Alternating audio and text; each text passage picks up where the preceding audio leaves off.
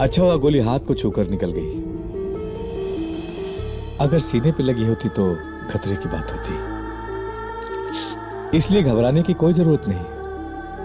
थोड़ी देर में आप इन्हें घर ले जा सकती हैं।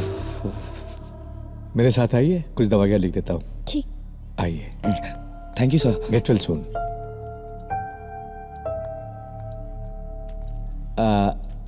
दिन में 2 बार और रात में 1 बार खाने के भी दीजिएगा। जी डॉक्टर।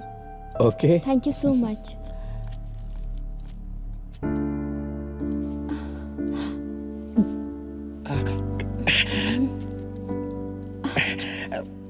बहुत दर्द हो रहा बा ना? आराम से, कुछ ठीक बानी, ठीक बा। झूठ मत बोला।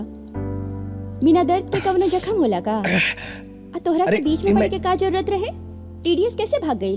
वैसे तोहरा के भी अपन जान बचा के भाग जाए के चाहत रहे ना? हम अपन जान के ही बचौनी है। जान? अचानक एकरा के का हो गई?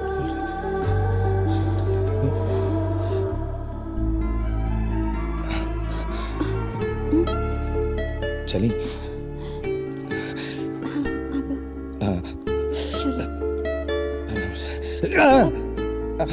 ठीक से।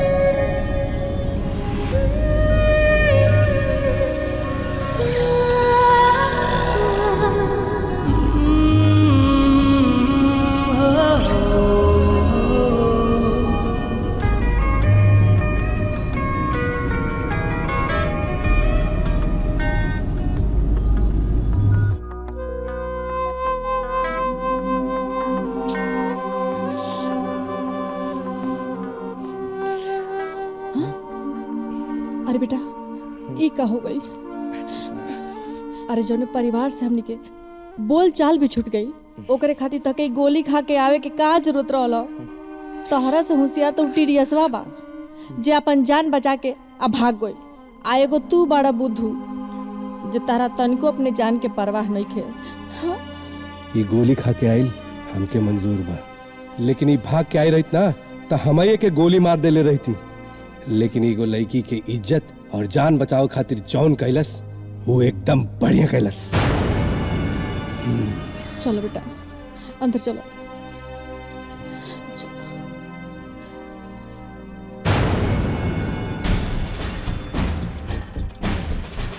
गौर से देखिए, क्या यही वो आदमी है जिसने गोली चलाई थी? इसने ही गोली चलाई थी और प्रेम बीच में आ गया। आप इसको छोड़िएगा मत। तो हमरा खिलाफ गवाही देके बहुत बड़ गलती कैलू है। बस एक बार हमरा के यहाँ से निकले दे, एक बदला लेने बिना हम तोरा के ना छोड़ब, ना छोड़ब तोरा के। ये पुलिस स्टेशन है, डाल दो इसको हवालात में। याद रखिए हमरा के, एक अंजाम बहुत बुरा होई। ना छोड़ब तोरा के। आई भाग, जल्दी आए। याद रखिए, ना छोड़ब तोरा के। बैठिए। ऐसे बैलगाड़ी की तरह गाड़ी चलेबा तो क्लास खत्म भेला के बाद हम कॉलेज। चिल्लो मत, बहुत जल्दी बा ना, तो अपना बाबूजी के बोल के वो हेलीकॉप्टर खरीदवाला। जब हम तोहरा के पसंद नहीं खी और तू हमरा के पसंद नहीं खे तो तू हमरा से ब्याह करे के कहे चाहत बा? अबे तारा सामने अगर कोई ब्लैक एंड व्हाइट जमाने के हीरोइन भी आके खड़ी हो जाए ना तो तारा से ज्यादा एडवांस लगी।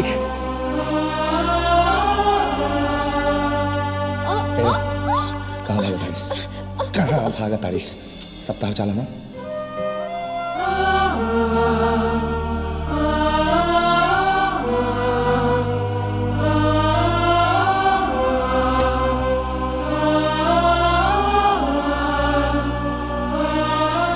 तोहरा के भी अपन जान बचा के भाग जाए के चाहत रहे ना? हम अपन जान के ही बचौनी है।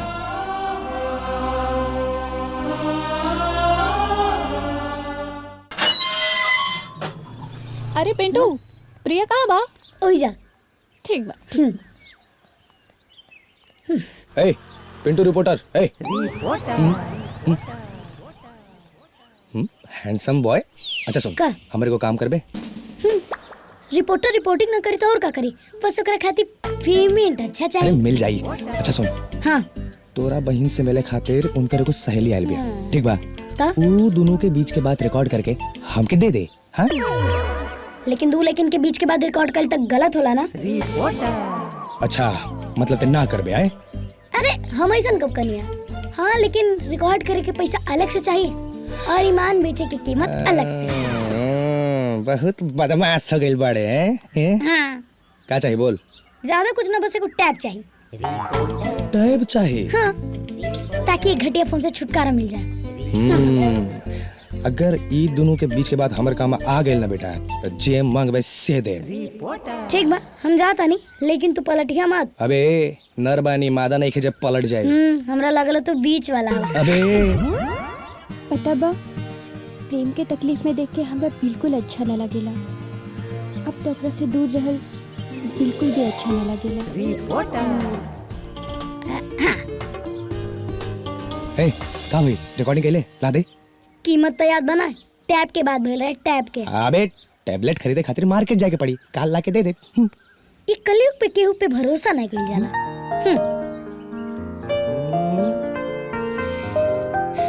एक कार्ड है हमार, जाके टैबलेट लैपटॉप सब ले ले जो। चल रिकॉर्डिंग ला। पहले पासवर्ड तो बताओ। अबे तेरा बहन के का गाली ना? ए गाली ना देता नहीं। बर्थडे, तारा बहन के बर्थडे कर पासवर्ड है। तब ठीक रिकॉर्डिंग बा। ला। चल ला। तारा व्हाट्सएप पे भेज देले बनी।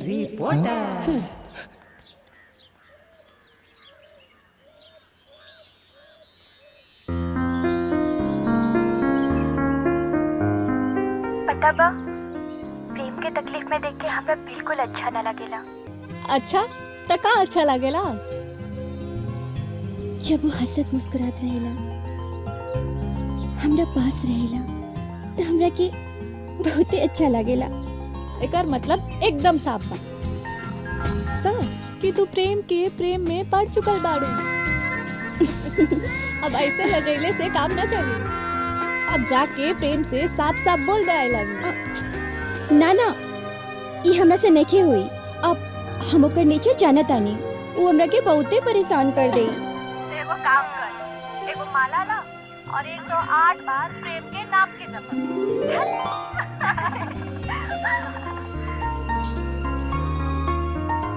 अरे वाह, हमरा के आई लव यू बोले के चाहता नहीं।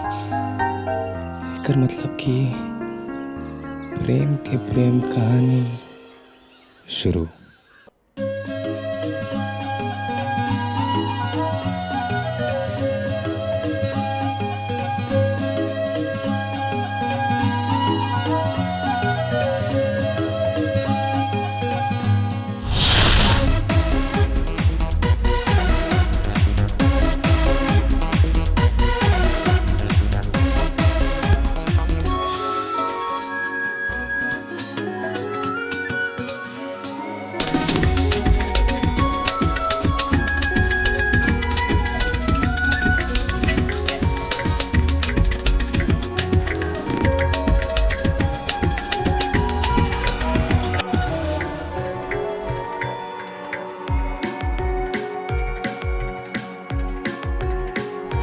बड़े बदले बदले से सरकार नजर आते हैं, हमें तो हमारे बर्बादी के आसार नजर आते हैं। का मतलब? मतलब ये कि ब्लैक एंड व्हाइट पिक्चर के हीरोइन इतना कलरफुल कैसे? सोचने की जिंदगी में थोड़ा रंग भी तो होके के चाहिए।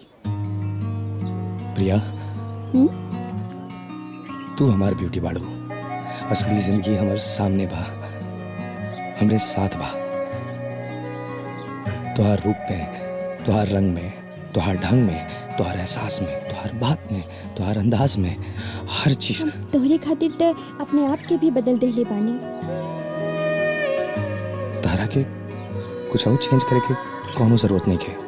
तू जैसन बाड़ू बहुत खूबसूरत बाड़ू, बहुत सुंदर बाड़ू। और प्यार तो दिल से होला ना, एक कपड़ा से, मेकअप से ना। प्रिया, प्रिया हम तुझसे बहुत प्यार करता नहीं।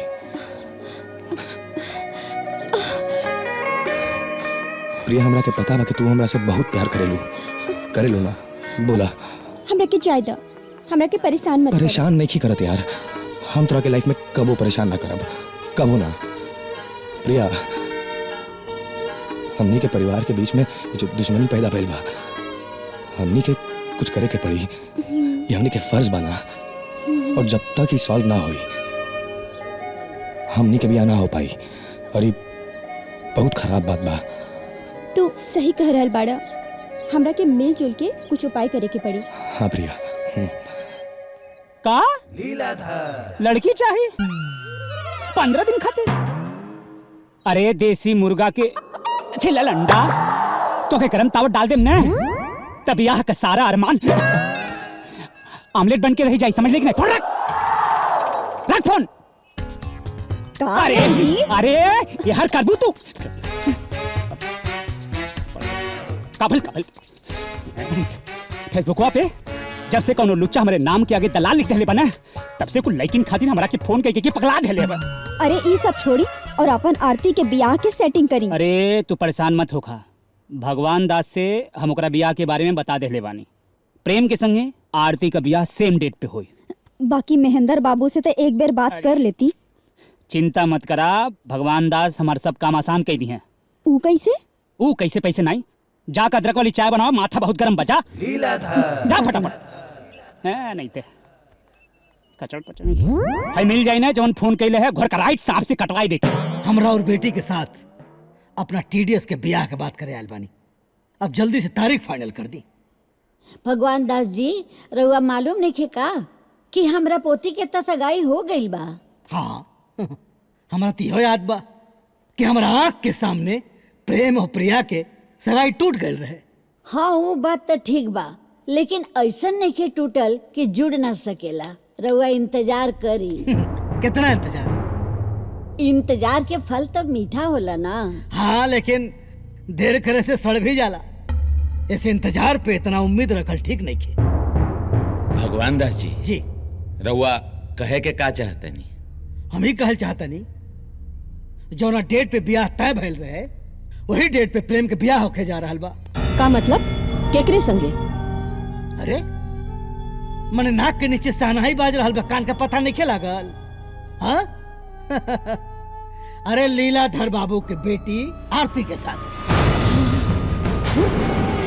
रउआ का बोल रहल बानी? सही कह रहल बानी, भगवान नाम हमार और भगवान कबो झूठ ना बोल सकेला। लीलाधर बाबू, सुनीता,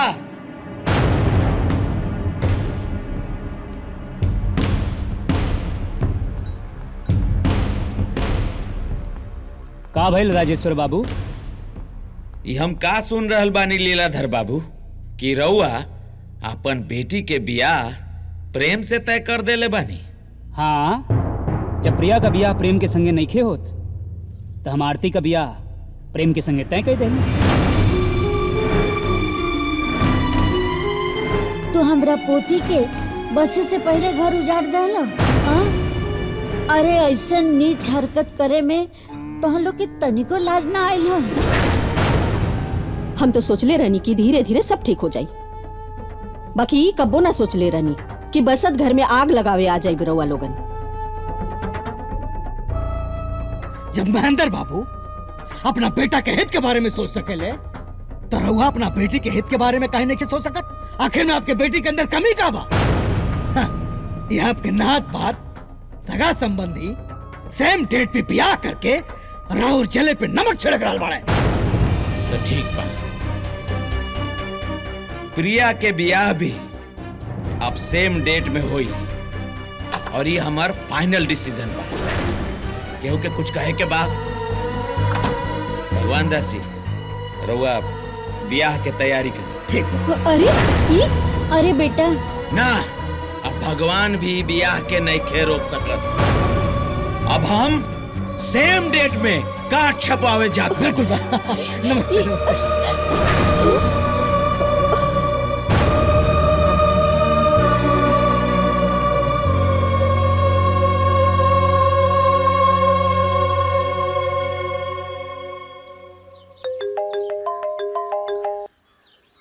हेलो। प्रेम प्रेम पापा हमारी शादी TDS के साथ सेम डेट पर फिक्स कर देले बा। तो कुछ करा ना। का प्लीज प्रेम। समझे नहीं क्या होता का करी। तो तू अपन पापा से बात करा। ठीक बा हम बात करता नहीं। ठीक।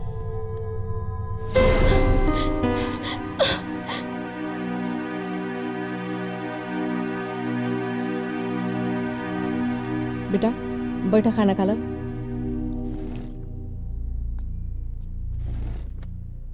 आप लोग खाई हमके भूख नहीं खेमा।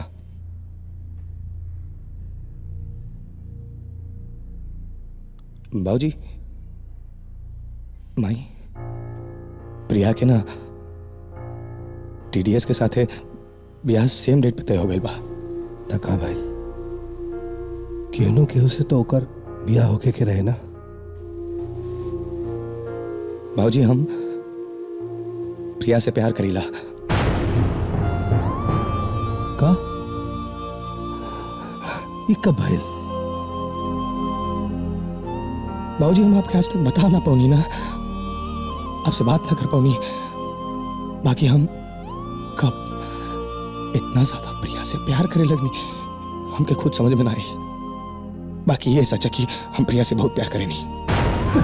हम राजेश्वर के बचपन से जाने नहीं, वो बहुत जिद्दी बा। वो आपन फैसला ना बदली। बेटा और वैसे भी हमनी के ना लीलाधर बाबू के जवान दे चुकल बनी जा। उनकर बेटी आरती भी कोनो खराब लड़की नहीं खे। भाई आरती खराब लड़की नहीं खे। बाकी हम प्रिया से प्यार करे नहीं, वो हमरा से प्यार करेली। बाबूजी आप राजेश्वर जी से बात करी ना, कुछ ना कुछ हो ही जाए। आपके पूरा भरोसा बा। प्लीज बाबूजी प्लीज प्लीज बाबूजी। राजेश्वर से बात करके कोनो फायदा नहीं के। काहे कि तो लोगन के बात बनने से पहले हमनी के बात बहुत बिगड़ चुकल बा। बाबूजी बाबूजी। प्रेम पहले तो प्रिया तके तनिको पसंद नहीं रहे। अब प्रिया तहरे ऊपर कौन ऐसा जादू टोना क देलस कि तके बहुत पसंद आवे लागल। बेटा अब समय हाथ से निकल चुकल बा।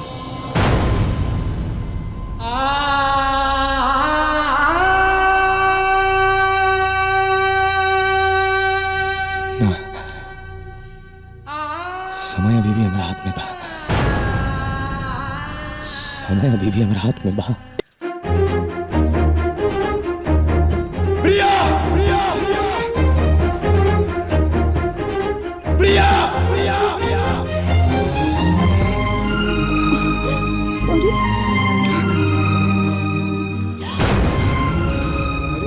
देखिए हम यहाँ पे आज आप लोग के सामने प्रिया के हाथ मांगे आयल बानी।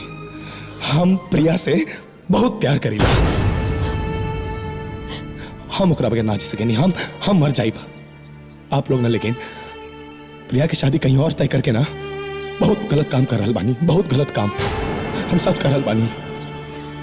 दादी ई जे कुछ भी भइल बाना, ई दोनों परिवार के बीच में जे कुछ भी पैदा भइल हमरा वजह से, ई सब गलती हमारा। दादी हम पाँव पड़ता नहीं, हम हाथ जोड़ के माफी मांगता नहीं। प्रेम ये नहीं क्या हो सका। हाँ काहे से तुहार बिया आरती के संगे तय हो चुकल बा। अरे क्या बात कर रहल बानी? दिमाग खराब हो गइल बा का? अरे हम प्रिया से प्यार करी, आरती से ना। और हमारी शादी प्रिया से हुई और क्या उसे ना। आप बात समझ ली? हाँ अरे बाकी तुहार अरे देना लीलाधर जी हमारी बात सुन। दादी हम तो बहुत छोट बानी, हमसे गलती हो गई। लेकिन आप लोग तो बड़े लोग बानी ना हैं? आप लोग तो ठीक से कोनो डिसीजन ली। आप लोग तो सोच समझ के फैसला ली। ये बहुत गलत प्रेम फैसला लिहल जा चुकल बा। डेट फिक्स हो गइल बा और कार्ड छप गइल बा।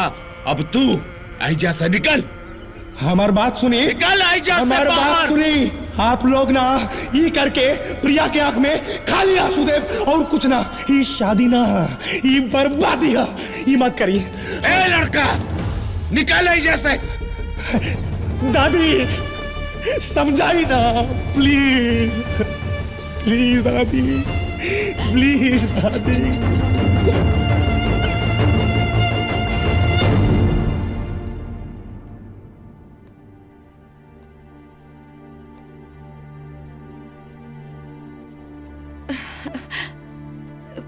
प्रिया,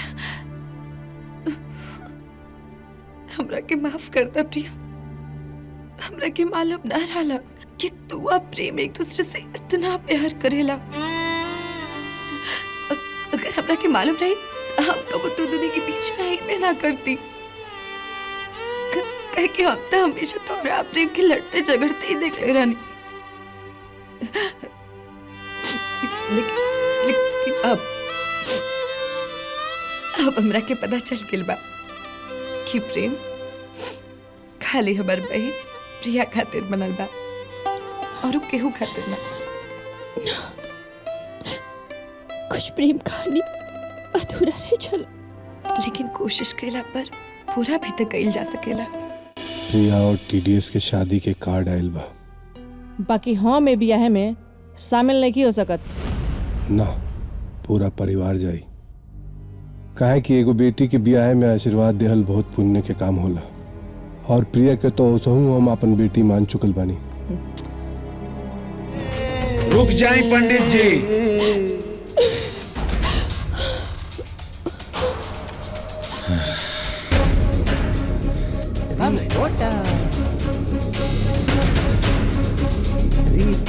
पिंटू,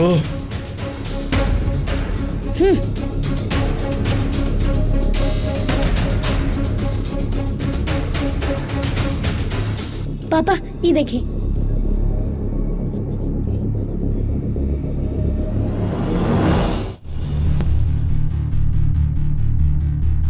भाई देखिए।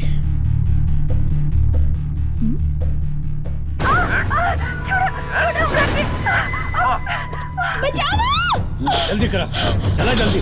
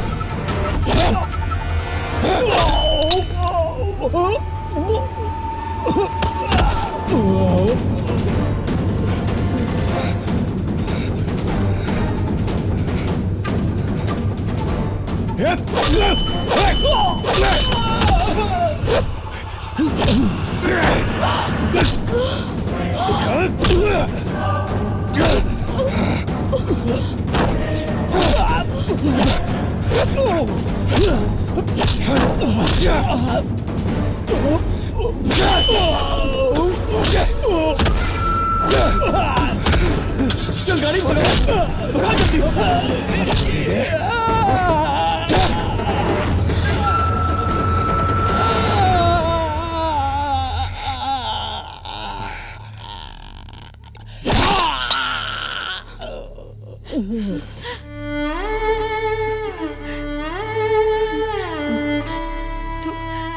दोनों एक दूसरे खातिर ही बनल बाड़ा।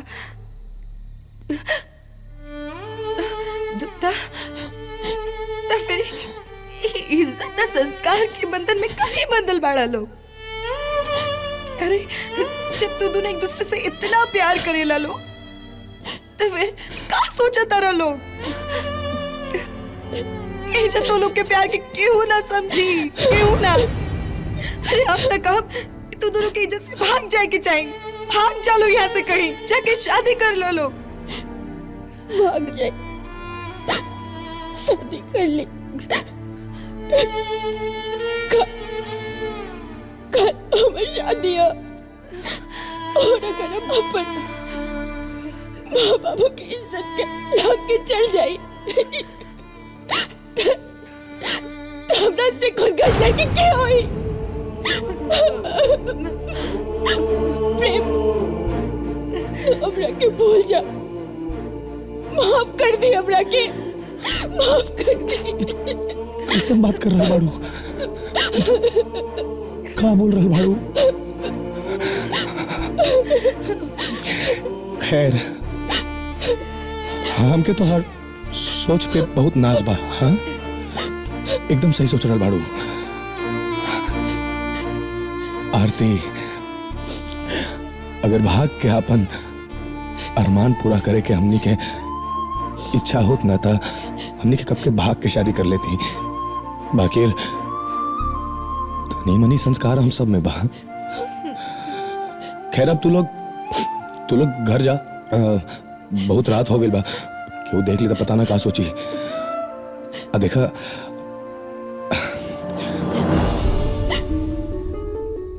कोशिश करब तारा बगैर जिए के।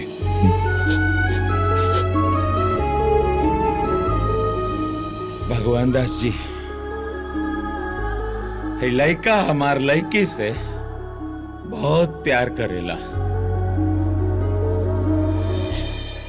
और हमार लड़की भी लड़का से बहुत प्यार करेली।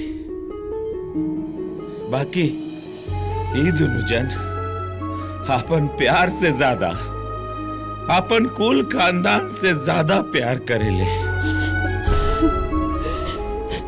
यही से अपन प्यार के कुर्बान करे खातिर तैयार हो गए बड़े दोनों लोग। और जानता नहीं भगवान दास जी, ही महेंद्र बाबू हमार बचपन के दोस्त बाड़े, सगा भाई जैसा दोस्त बाड़े। आज इनकरा के वैसा मंडप पे होके के चाहत रहे, लेकिन आज यही मेहमान बन के खड़ा बाड़े।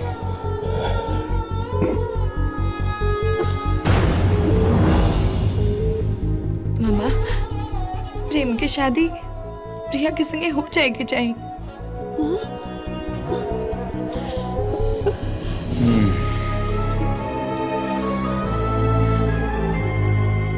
ए महेंद्र बाबू, ये दो पल के गलतफहमी और गुस्सा के कारण हमनी के बचपन के दोस्ती ना टूटे के चाहिए। अरे हम समझ ही ना पैनी कि हमार दोस्त लालची नहीं खे, हीरा बा हीरा। ए महेंद्र बाबू, हमरा के माफ कर दया। माफी तो हमरा के मांगे की चाहिए, कहे कि मैं कसूरवार हमहू बानी।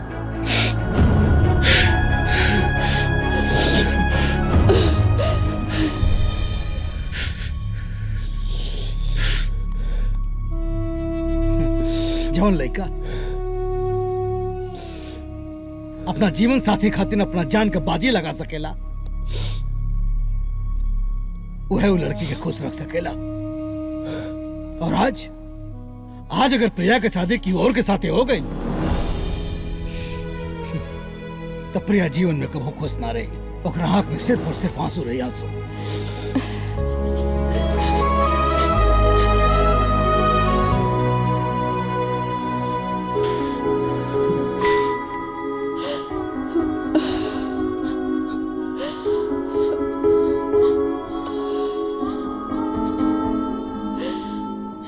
प्रिया बेटा, हम अपन झूठा अहंकार और गुस्सा में आके तार जिंदगी बर्बाद करे जात रहनी हो, लेकिन अब हमरा के अपन गलती के एहसास हो गई बा। हो सके तो हमरा के माफ कर दिया बेटा।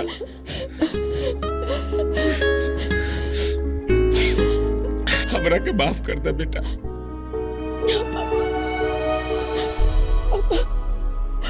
अपन बच्चा से माफी न मांगी, बल्कि उनके आशीर्वाद लेने के चाहिए।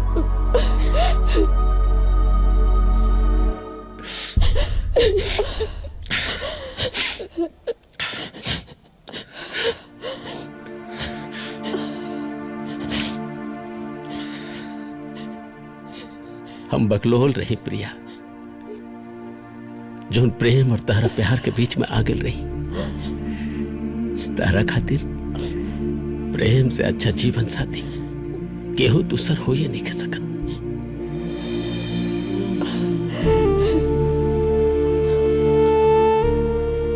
ये सहरा के असली हकदार प्रेम है, प्रेम। वाह बेटा, हम तो ही सोचत रहने की भगवान तोरे दिमाग से 90% TDS काट के धरती में भेजले बाड़न, लेकिन आज पता चलल कि 18% GST जोड़ के भेजले बाड़न। है बेटा, तो हम लोगन दोनों के साथ तोरे महतारी बाप के आशीर्वाद के साथ साथ हमनियों का आशीर्वाद बा। दुनिया हमारे के कंजूसी खातिन जानेला, लेकिन आज हमार दरिया दिली भी देखी प्रिया और प्रेम की शादी बड़ी धूमधाम से। हाँ बाबूजी, ये लोगन के जोड़ी बहुत अच्छा लगी।